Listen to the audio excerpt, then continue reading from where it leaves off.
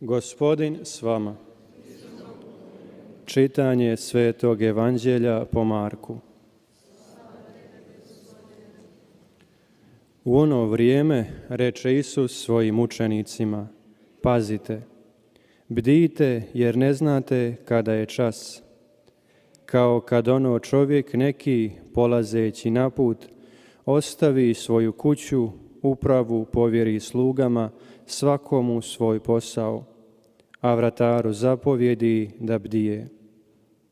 Bdijte dakle, jer ne znate kada će se domaćin vratiti, da li uvečer ili o ponoći, da li za prvih pjetlova ili ujutro, da vas ne bi našao pozaspale ako iznenada dođe. Što vama kažem, svima kažem, bdijte. Riječ Gospodnja.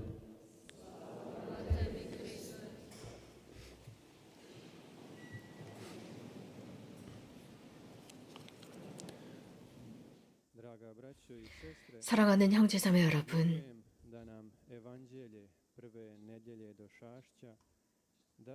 대림 일주일 복음은 우리들에게 다른 관점을 갖도록 합니다.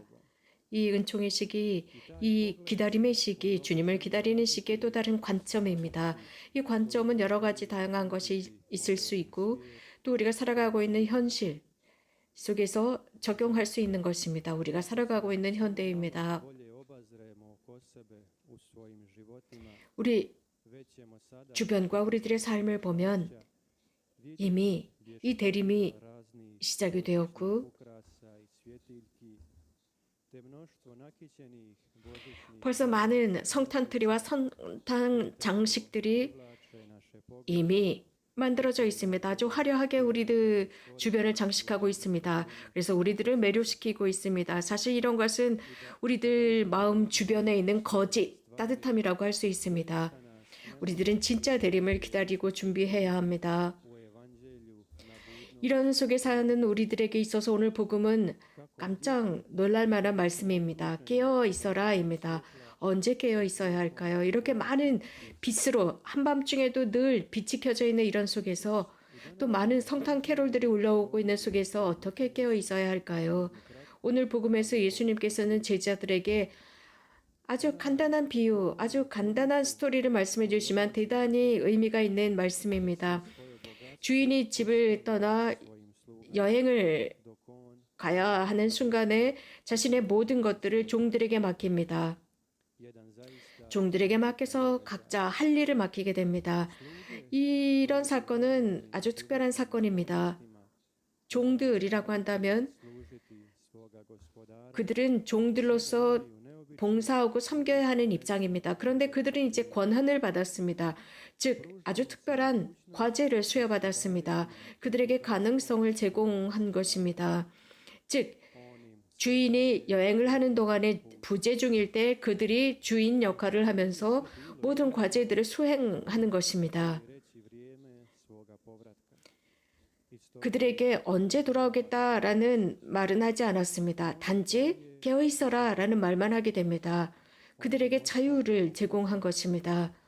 그래서 그들이 무한히 많은 것들을 할 수 있도록 그리고 다양한 것을 체험하고 그들에게 맡겨진 그 돈을 계속 투자를 하거나 풍성하게 만들거나 혹은 자신들이 평화롭게 이러한 권한을 가지고 주인으로서의 권한을 행사하라는 것입니다. 그러면서 언제 오겠다라는 말씀을 하시지 않습니다. 형제자매 여러분, 우리는 이런 오늘의 비유 말씀을 들으면서 우리들의 삶 안에서 일어나는 몇몇 사건들을 기억하게 됩니다. 우리 삶 안에서도 삶 속에서의 어떤 상황이나 사건은 우리들을 놀라게 합니다. 그리고 자주 준비되지 않은 상태에서 이런 사건들이 발생합니다. 예를 들어서 누군가 친구들이 나를 초대하거나 친척들이 우리들을 초대하거나 혹은 그들이 갑자기 우리들 집을 방문합니다. 갑자기 방문했을 때 그들은 서로 오랫동안 만나지 못했기 때문에 찾아옵니다. 방문합니다. 하지만 우리들의 집은 아직 준비되어 있지 않은 갑작스러운 방문이었기 때문에 준비되지 않았습니다.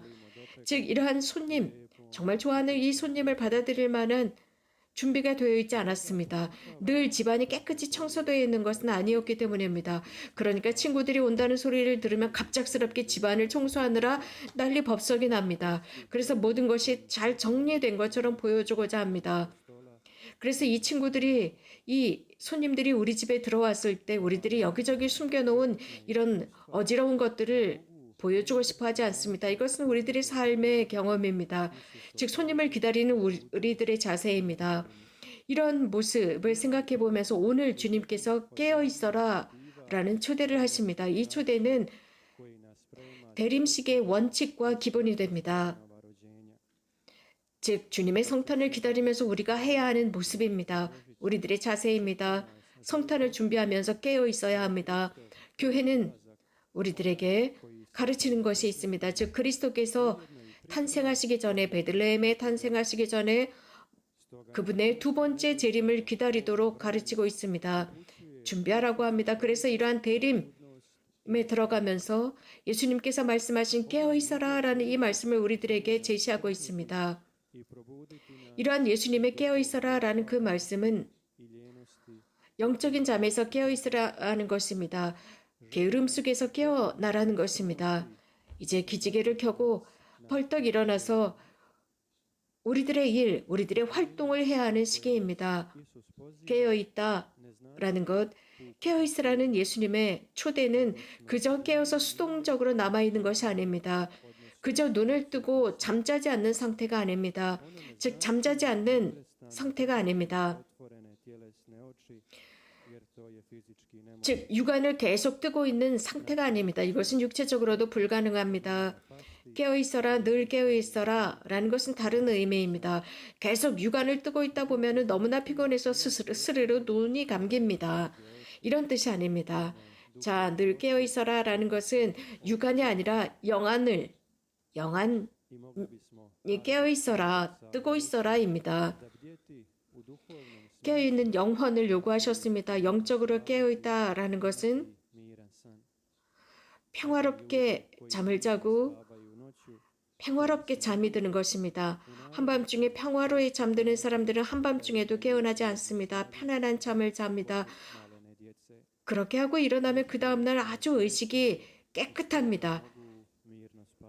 어린 아이들처럼 말입니다. 평화롭게 잠이 들면 그 다음날 모든 일에 에너지가 나옵니다.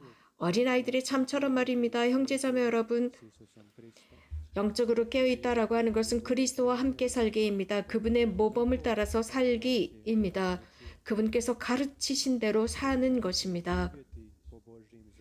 다시 말씀드리면 주님의 계명대로 살기입니다. 깨어있다라는 것은 모든 활동과 과제를 수행하는 것입니다. 아주 소소한 것에서부터 이 가정 안에서 일상의 것에서부터 어떤 큰 것으로 전진하는 것입니다. 또 깨어있다라는 의미는 일상 속에서 영적으로 깨어있기입니다. 또 깨어있다라고 하는 것은 그리스도께서 되돌아오기를 그저 구경하기 위해서, 관망하기 위해서 기다리는 것이 아닙니다. 활동하라는 것입니다. 삶 안에서, 사회 안에서, 우리가 살고 있는 지역에서, 우리들의 직장에서 활동하라는 것인데 우리들의 관점은 늘 예수님을 향한 상태로 활동하는 것입니다. 이렇게 살아갈 때 두려워하지 않게 됩니다. 영혼도 평화롭습니다. 그래서 우리가 깨어났을 때 하느님을 볼 수 있게 됩니다. 우리는 대림식에 매년 그리스도의 오심을 준비합니다. 우리들이 만반의 준비를 하고 그분을 기다려야 합니다. 그 뜻은 다름 아닌 주님께서는 매일 우리들 삶 안에 오시고 우리들의 마음 안에 오셔서 살고자 하신다는 의미입니다. 하느님께서는 당신의 그 무한하신 사랑으로, 그 무한하신 관대함과 자비하심으로 인간에게 강요하시지 않습니다. 단지 우리들에게 가능성과 자유를 제공하십니다. 우리들이 할 수 있도록 역동적으로 활동할 수 있도록 해주십니다. 우리들이 할 수 있기 때문에 이런 가능성과 기회와 자유를 주십니다.